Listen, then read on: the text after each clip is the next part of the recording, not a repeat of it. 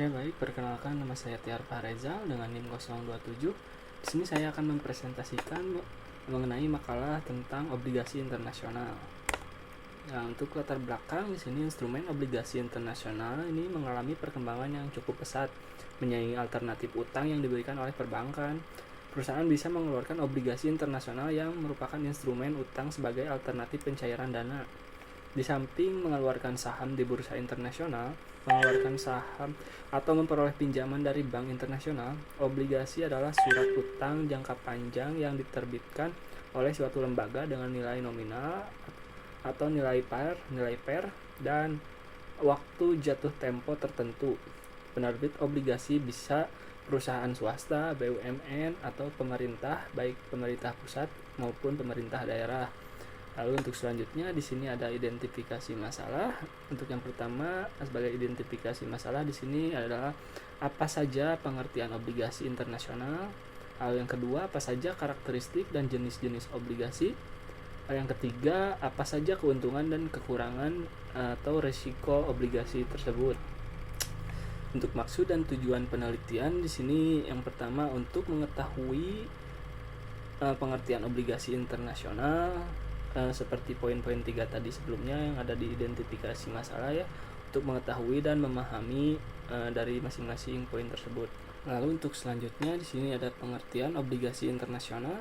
Perusahaan mempunyai beberapa alasan untuk menerbitkan obligasinya di luar negeri dengan denominasi yang berbeda dengan denominasi negara asal.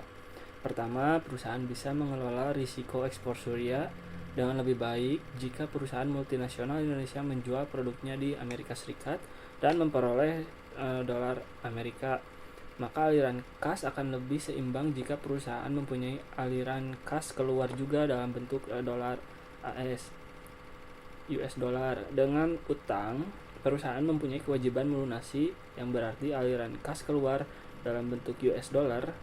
Kedua, perusahaan bisa memperoleh pinjaman dengan tingkat bunga yang lebih rendah di luar negeri, khususnya apabila dikombinasikan dengan transaksi swap.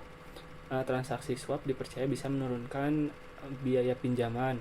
Nah, di sini ada beberapa variasi obligasi internasional. Di antara yang pertama tingkat bunganya tetap. Maksudnya di sini jenis obligasi ini merupakan jenis yang paling sederhana. Obligasi menawarkan bunga secara periodik sampai jatuh tempo. Tingkat bunga ditetapkan dalam persentase tertentu sebagai nilai nominal. Sebagai contoh di sini suatu obligasi bisa ditawarkan dengan nilai nominalnya 100 juta dengan tingkat bunga 20% per tahun selama 10 tahun. Pemilik obligasi akan memperoleh bunga sebesar 20 juta per tahun selama 10 tahun itu. Pada tahun ke-10 ketika obligasi jatuh tempo, perusahaan yang mengeluarkan obligasi melunasi obligasi senilai 100 juta per lembar, disertai dengan bunga terakhir tahun ke-10 sebesar 20 juta. Pembayaran bunga bisa dilakukan setiap semester atau setiap tahun. Obligasi euro juga biasanya memberikan bunga tahunan. Lalu yang kedua di sini ada tingkat bunga mengambang atau floating rate. Dengan tingkat bunga tetap, perusahaan atau investor tidak bisa mengelola risiko perubahan tingkat bunga yang baik dengan baik. Sebagai contoh, suatu perusahaan menerbitkan obligasi dengan kupon bunga sebesar 20% jangka waktu 10 tahun. Jika tahun berikutnya tingkat bunga turun menjadi 15%, perusahaan mengalami kerugian karena pada tahun tersebut perusahaan sebenarnya bisa membayar bunga dengan 15%. Tetapi karena sudah terlanjur mengeluarkan obligasi dengan kupon 20%, perusahaan terpaku membayar bunga tersebut sampai 10 tahun mendatang. Sebaliknya, investor memperoleh keuntungan karena bisa memperoleh bunga yang lebih tinggi dibandingkan dengan bunga yang diperoleh dari pasar. Seperti itu. Untuk yang poin 3-nya di sini ada obligasi yang berkaitan dengan saham. Obligasi bisa dibuat berkaitan dengan saham, misal melalui konversi dari obligasi ke saham. Dua jenis obligasi yang berkaitan dengan saham, obligasi convertible dan waran. Obligasi convertible adalah jenis obligasi yang bisa ditukar menjadi saham pada waktu tertentu di masa mendatang. Misalnya, perusahaan mengeluarkan obligasi convertible dengan nilai nominal sebesar 1.000 dengan jangka waktu 5 tahun. Pada tahun kelima, harga saham perusahaan tersebut berubah menjadi 1.500, pada situasi semacam ini pemegang saham akan lebih baik jika memiliki saham dibandingkan dengan memegang obligasinya dan dilunasi nilai nominalnya sebesar 1.000. Lalu yang poin keempat, di sini ada obligasi tanpa bunga zero coupon bond. Zero coupon bond maksudnya di sini adalah obligasi tanpa bunga dijual dengan diskonto pada periode awal, kemudian dilunasi sesuai dengan harga nominal pada akhir periode. Sebagai contoh, obligasi tanpa bunga dengan nilai nominal 1.000 dengan jangka waktu 5 tahun, tingkat bunga 25%, bisa dijual secara diskonto dengan harga 327,68. Obligasi tanpa bunga juga bisa dijual dengan harga nominal, kemudian dilunasi dengan harga nominal plus bunganya. Sebagai contoh, obligasi dijual dengan harga 1.000, kemudian dilunasi dengan 3.000 pada tahun kelima, jadi 1,25 pangkat 5 kuadrat 5 pangkat 5 dikali 1.000, itu adalah keuntungannya. Lalu yang ke 5, di sini ada obligasi dengan kurs ganda. Maksudnya di sini obligasi dengan kurs ganda diterbitkan dengan melibatkan dua mata uang. Sebagai contoh, obligasi diterbitkan dengan harga jual dalam rupiah, bunga dibayar dalam rupiah, tetapi pelunasan dibayar dalam bentuk dolar Amerika.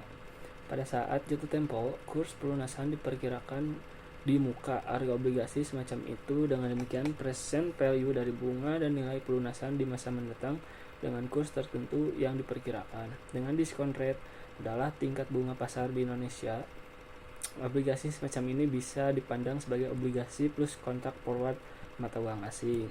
Lalu yang terakhir, yang keenam, sini ada obligasi dengan denominasi mata uang gabungan. Maksudnya di sini obligasi bisa diterbitkan dengan menggunakan gabungan beberapa denominasi sekaligus. Sebagai contoh, obligasi bisa diterbitkan dengan menggunakan mata uang SDR (Special Drawing Right) atau EU European Currency Unit, atau juga bisa SDR yang tadi itu SDR atau ACU, disingkatnya, disusun berdasarkan beberapa mata uang. Keuntungan pokok penggunaan mata uang gabungan adalah turunnya risiko perubahan kurs mata uang, baik dari segi investor maupun perusahaan yang mengeluarkan. Risiko perubahan kurs turun karena pergerakan kurs gabungan mata uang akan lebih stabil dibandingkan dengan pergerakan kurs mata uang tunggal. Sebagai contoh, mark Jerman mengalami apresiasi terhadap franc Prancis, yang berarti franc Prancis mengalami depresiasi terhadap mark Jerman. Jika kedua uang tersebut dimasukkan ke dalam gabungan mata uang, maka kenaikan kurs dan dikompensasi oleh penurunan kurs, dan hal ini akan menghasilkan kurs yang lebih stabil. Lalu di sini saya akan menjelaskan mengenai keuntungan obligasi. Di antaranya memberikan pendapatan tetap atau fixed income berupa kupon. Lalu keuntungan atas penjualan obligasi atau capital gain. Lalu di sini kekurangan obligasi, biasanya interest rate, risiko suku bunga, reinvestment risk, risiko kembali berinvestasi, call risk, default, gagal bayar, inflation risk, risiko inflasi semakin tinggi maka obligasi semakin buruk untuk investasi. Lalu ada exchange risk, pihak yang menawarkan obligasi tersebut bisa gagal bayar atau kejadian buruk lainnya. Lalu ada liquidity risk atau marketable, obligasi susah untuk diperjualkan. Lalu ada volatility risk, tingkat volatilitas risiko yang dihadapi saat membeli obligasi. Nah, sekian untuk presentasi saya. Mohon maaf apabila ada salah kata. Terima kasih. Assalamualaikum warahmatullahi wabarakatuh.